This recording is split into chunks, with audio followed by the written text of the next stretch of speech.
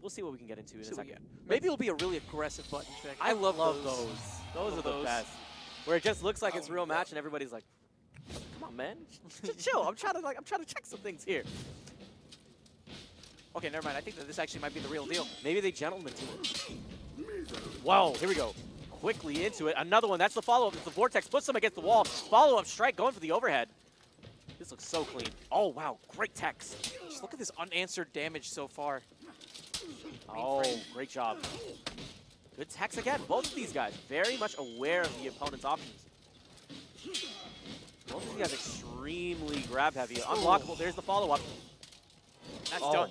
No! Not quite. Put up his dukes. Protects himself. Both players at grid.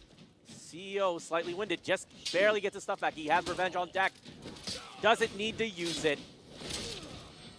That's going to be the first one down. Sorry, that's going to be the round. Kensei is a character definitely very momentum-oriented. So whenever we see that game, think about it again. Think about who was the aggressor for most of it, right? Early on with the Vortexes, setting the tone, making it very difficult to establish tempo. Slightly different matchup here. Orochi against the Warden. And trying to use the quick speed, trying to use the movement just to avoid the Warden that's ever closing in. Now, we've talked again about how good Sinnoh is at using the moment, just backing up his opponents into these corners and taking movement off of the table. It's something he did against Eagle Road. It's something he's looking to continue to do here in this matchup as well. Oh, that was so scary, and his back was to the wall. Great job playing to his outs. This is a really tough spot to be in as Team CEO. Not only was he getting out-positioned, but there was also revenge as a factor on deck. And going into a 2v1 here, oh, man. Great job finishing him off. Easy money. CEO falling a little bit behind here. Now it feels like they're going to want to just step it up. This is the time where it starts counting. Now, granted, this could all very well be data for the first game, but I think there's a lot to be learned. Both of these guys, very smart about dashing back, looking for that opening, and the first one who pulls the trigger, seems like they're going to be losing a bit more life here. Team CEO up to an early lead. Look at this. All the whiff punishes from here, from mainframe. Absolutely ridiculous. Makes quick work of the competition, and it looks like his partner is doing the same. Ooh, and now a 1v1. Sinnoh on the Warden. It's Ginger Ninja. Great job with the overhead. Oh, no. That's tough. That's damage. Positioning, big, heavy. The quick strikes that come from Orochi. Good job recognizing the attack patterns. Oh, that Oh, feint. great feints. He went for the double overhead. And I love that he didn't flinch. Great tech here. This is next hit. Feigning attacks from both players. Again. Great tech again. Feints the attack, goes for the grab. Oh, he's mixing in everything so well. CEO is winning my heart. Look at this. Backing up, forcing mainframe to want to initiate. Oh, he got him so many times with that.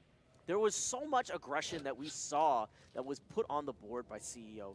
Constantly with the feints. The reason why the feints work is because of the amount of damage that he put on to begin with. That's the only reason why feints work at all.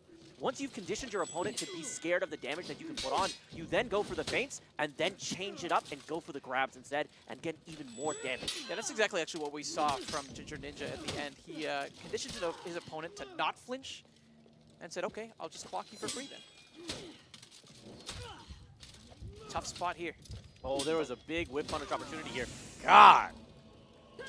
Lays it into a mainframe, taking that first game. It's pretty intense. I rate that a 5-star match as well. I'll give it to him. I'll hit him with a 3.5. So I think there is a lot of fun to be had from that one. Orochi plays solid from both sides, but man, watching the feints and watching the conditioning that comes with this game is so sick to see overall. Like, and not only the fact that, yes, you get it in that particular game, but you're also setting the tone for the set. And you're setting expectations. There's ways that you can do long-term conditioning throughout a set.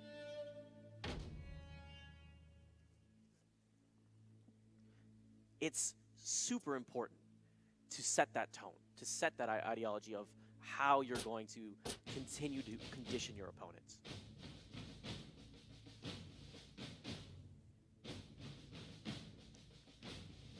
Second game.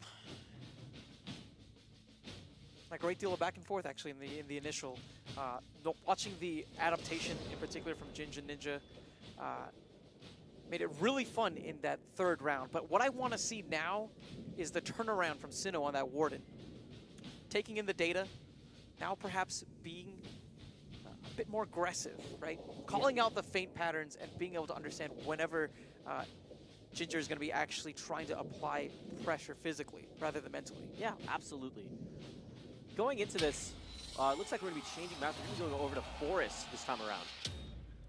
So let's see if we can make use of some of these more open areas and some of the long pathways that we have here. Lane combat. Going straight for the open. This is tough where your back is to the wall and you have to worry about getting thrown off the edge here. I loved watching these two fight in that last set of rounds. Ooh. Quick strikes. We're not seeing much of a defense right now from Mainframe. This is tough, but he does have revenge on deck just in case he needs it. The dance with the position. Oh, the feints. Sick. Super smart. You know, he was feinting above because he was thinking that CEO would go for the light overhead, knowing that he would have that armor, and that's going to be enough to do it. Great job and great adaptation from Mainframe.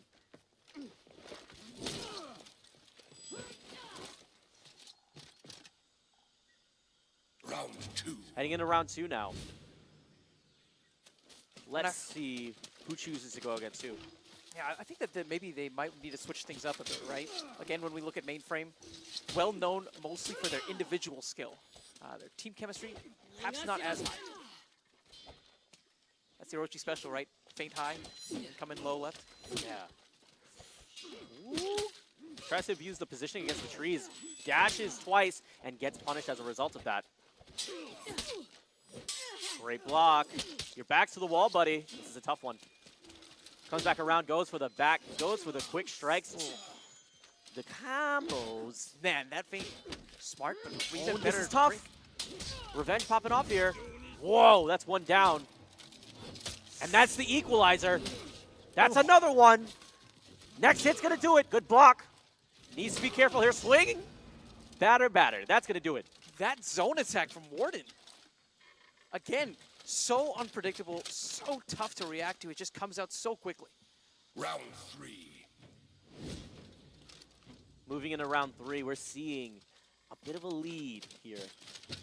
But the big thing is to keep your head, keep your wits about you, especially when you're back to the wall. Kensei duking out with the Orochi. Pure Bliss, he knows how critical this round is in order to stay in the money. Guard breaks. Mainframe to an early lead here. Great block. Unblockable feints it. Goes for the guard break. Takes that cleanly. Mainframe is going to win that round. Win game 2. That's going to be actually losers finals. So 2-0 and a handshake. Mainframe taking it over CEO. And they're now squaring off